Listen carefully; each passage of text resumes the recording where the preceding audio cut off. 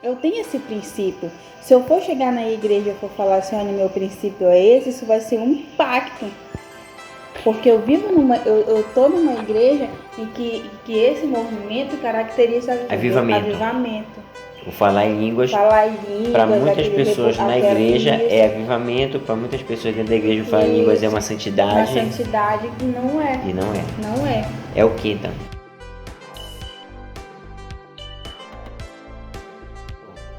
Então, o dom que a pessoa busca e desenvolve. Com o tempo, ela vai, né, desenvolvendo. Como o apóstolo Paulo fala. Isso, é um dom. Falar em línguas é um dom. E existe o falar em várias línguas, interpretação de língua. Porque vai se evoluindo. O falar em língua ele só edifica a quem fala. A quem fala. Dentro da igreja. Ele entendeu o que ele está falando. Se ele não entender. Não. O que fala em línguas não entende o que fala. Só se ele tiver o dom de interpretação, que é o outro dom. Por isso que se ele fala em línguas, ele tem que buscar o dom de interpretar. É porque o que é que o apóstolo Paulo fala, Gil? O que é que o apóstolo Paulo fala? Que quando eu estou falando em línguas, com minha boca estou falando em línguas, minha mente eu estou glorificando a Deus. Mas entendendo o que você está falando. Tá entendendo? Entendeu? Porque eu já vi gente, onde eu me congregava, que ele tinha esse dom de interpretar, e tu falava e ele interpretava. Sim, mas nem todos têm esse dom. A maioria não tem esse dom. Mas é porque a maioria não cumpre esse princípio bíblico. Se você tem e é um dom, você tem que buscar o outro, que é interpretar. E quando uma pessoa fala em línguas na igreja, e tem que ter alguém para interpretar, todos e os demais fiquem calados. E os demais fiquem calados. Entendeu? Hoje em dia a gente vê, quer dizer, hoje em dia a gente nem vê quase línguas estranhas na igreja. A verdade é essa, tá entendendo? A gente nem vê quase línguas estranhas na igreja. E os que falam de forma isolada. Olha, eu vou te falar. Quando foi um tempo atrás, quando eu citei Jesus, cara, a glossolalia, que é uma manifestação em falar em línguas estranhas, era assim explosivo nas igrejas. Porque era o princípio. Tá entendendo? Naquela época, eram poucas as igrejas que optavam pela essa busca. Na verdade, quando eu me entendi, as igrejas tradicionais, elas não tinham isso. Quando houve um avivamento através de algumas igrejas pentecostais, então quando houve essa manifestação foi explosiva. Aí começou a surgir, começou a expandir muito rápido. Mas aqui, né? Porque desde o Novo Testamento, lá no princípio de Paulo, ele já falava, quando Jesus veio, andou com o discípulo, que ele deixou o Espírito Santo. Então isso já vem de lá. Aí foi quando foi despertando, aí até que chegou aqui, né, no Brasil, esse movimento de falar em línguas estranhas. Pentecostais, né? Pentecostal. E aí foi também aumentando, no caso, a leitura da Bíblia. Exatamente. E as pessoas não têm aquele entendimento do real sentido das línguas estranhas, né? Que é uma edificação a si própria. Quando Deus usa alguém para falar em língua, para divertir a igreja, para divertir qualquer pessoa, tem que haver uma pessoa que tenha um dom. É por isso que poucas pessoas elas são edificadas quando elas falam em língua. Geralmente elas sentem a presença de Deus, mas aquilo não traz uma verdadeira edificação. É por isso que hoje já vê muita gente que dentro da igreja fala em língua só para ter, e lá fora peca. Faz coisa errada. Porque o que trouxe aquilo para ela, né? O que trouxe, não trouxe, de nada serviu, ela não edificou nem a si própria. E às vezes ainda entra aquele outro lado, vamos supor, eu sou assim porque eu falo, porque eu faço isso, porque eu faço esse movimento, entendeu? Entra aí naquele eu, né? Aquela soberba, aquela exaltação. Mais ou menos isso. Aí se eu for falar isso desde de manhã, isso é o meu ponto de raciocínio. Entendeu? Esse é o meu ponto de raciocínio sobre as línguas estranhas. Entendeu? Que todo mundo que fala, que já conseguiu adquirir esse dom, deveria buscar o dom de interpretar. Porque da mesma forma que tu busca, tu Para te ser batizado, tu tem uma busca, tu tem um desejo, tu lembra do que tu lembra do meu testemunho, né? Pois é. Eu vi a manifestação de Deus. E quando eu busquei uma coisa, eu fui buscando consequentemente as outras coisas. Porque é um dom, tu tem que buscar, tu tem que e não é só pelo fato de ser um dom, Gil. É porque quando tu conhece o Espírito de Deus, quando tu conhece as coisas de Deus, sabe, Gil, aquilo te fascina, aquilo te faz buscar para conhecer mais a Ele. Entendeu? Então tem pessoas que param naquele nível raso, né? Quando as águas dão apenas os artelhos, ela para. Não busca assim, se aprofundar mais nas coisas do Espírito, né? Nas coisas espirituais. Então eu fico muitas vezes sem entender o porquê fala em línguas ou, né? Ser batizado no Espírito Santo é o suficiente para elas. Porque para mim o batismo no Espírito Santo não se caracteriza em falar em línguas. Tu pode ser batizado e não falar em língua? Pode. Entendeu? Porque é até difícil eu explicar, porque na minha cabeça é uma coisa diferente. Como identificar que uma pessoa batizada ou foi batizada no Espírito Santo se ela não fala em línguas? Me diz. Se o pensamento das pessoas, né, o entendimento que todo mundo tem é que o batizado do Espírito Santo ele fala em línguas, como identificar? Aí eu pergunto para ti uma coisa: no dia da descida do Espírito Santo, em Atos dos Apóstolos, quando estavam todos reunidos num só lugar, que o Espírito Santo desceu, eles foram batizados no Espírito Santo ali? Eu lembrei muito dessa passagem, porém não me recordo. Se eles foram batizados no Espírito Santo ali foi a descida do Espírito Santo, foram repousados sobre eles línguas repartidas como de fogo, começaram a falar em novas línguas, conforme o Espírito lhe concedia que falassem. Então, quando eles foram batizados, todos falaram em línguas ali. Bem, o que é que a Bíblia fala? Que repousou sobre todos línguas como de fogo. Então, todos que foram batizados falaram em línguas. Bem, a princípio, o que eu percebo é que todos falaram em línguas. Sim. E aí? Como é que a língua estranha não é uma da principal evidência do batismo no Espírito Santo? Não, porque a maior parte, como eu te falei, mas não isso é de pessoa para pessoa. Tu quer saber quando foi que os discípulos receberam o Espírito Santo?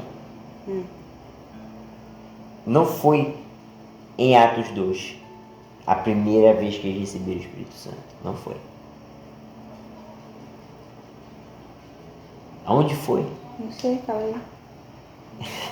Quero encurtar logo essa parte. Então pega a minha Bíblia que eu vou ter que ler para que nossos amigos vejam isso. Então, estamos já com a Bíblia.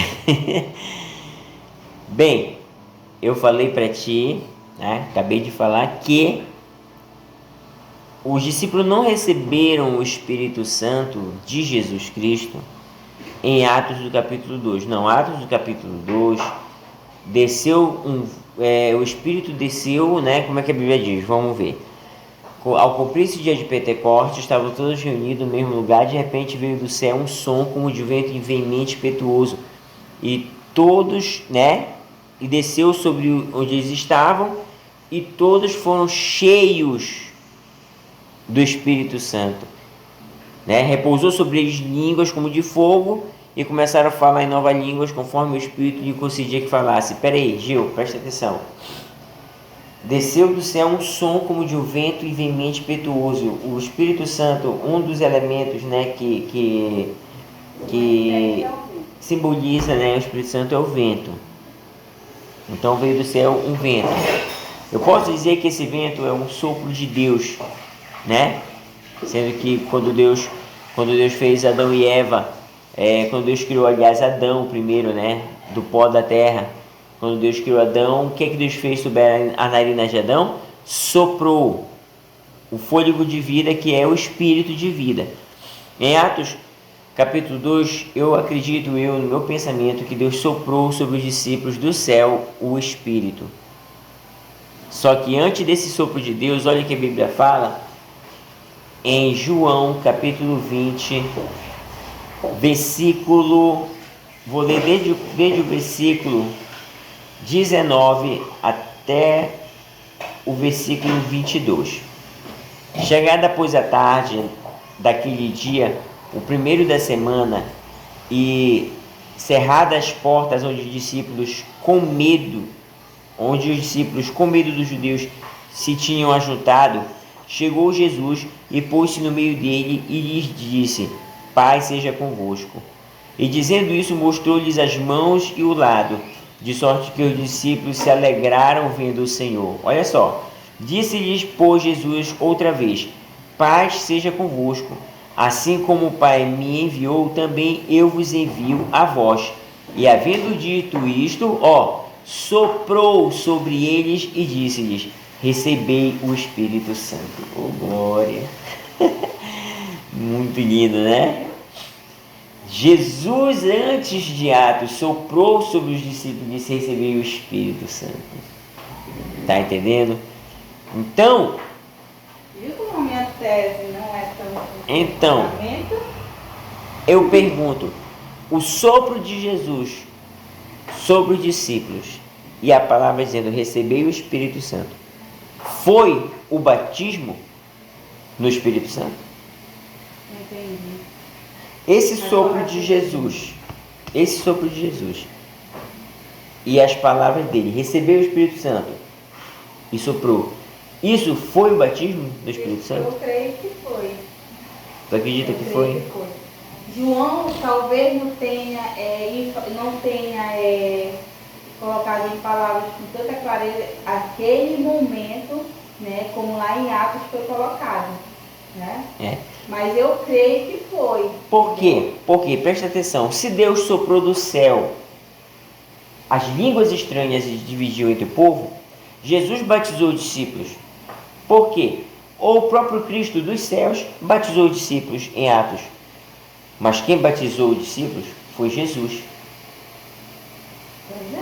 Porque João disse assim: Eu vos batizo com água para a remissão de pecados, mas aquele que vem após mim, que é mais poderoso do que eu não sou digno de desatar as sandálias, ele vos batizará com o Espírito Santo e com fogo. Oh, glória! Olha aqui que a palavra está dizendo. Olha, está chegando. Jesus batizou os discípulos com o Espírito Santo, onde nós lemos, em João, no final de João, com o Espírito Santo. E em Atos ele batizou com fogo, as línguas de fogo. Uma preparação para os apóstolos irem para pregar a palavra. Exatamente. Né? Exatamente. Está entendendo? Quer dizer, em João, Jesus sopra o Espírito e batiza com o Espírito. Em Atos capítulo 2, ele derrama o fogo. Agora, Jesus batizou com o Espírito e com fogo. E foi com fogo que veio o fenômeno da glossolalia, que foi o falar em línguas estranhas ou falar em várias línguas. Certo? Quer dizer, essa é uma teoria não comprovada cientificamente, porque até as coisas de Deus não são comprovadas cientificamente.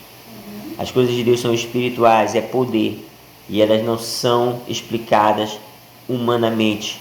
É para quem crê, para quem vivenciou e para quem vivencia hoje. É para quem tem intimidade e busca passar por essas coisas. Porque o que foi que Pedro disse?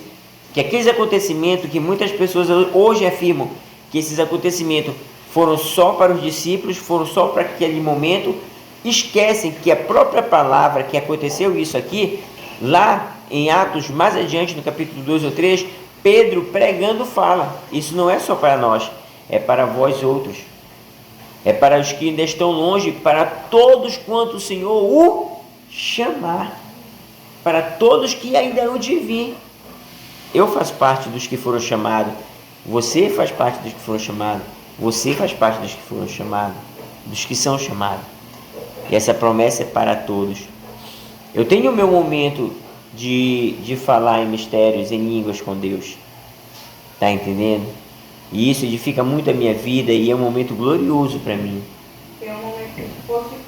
É um momento que me fortalece espiritualmente, particularmente eu e Deus na nossa intimidade. É algo que só sabe quem vive, só sabe quem presencia, só sabe quem fala.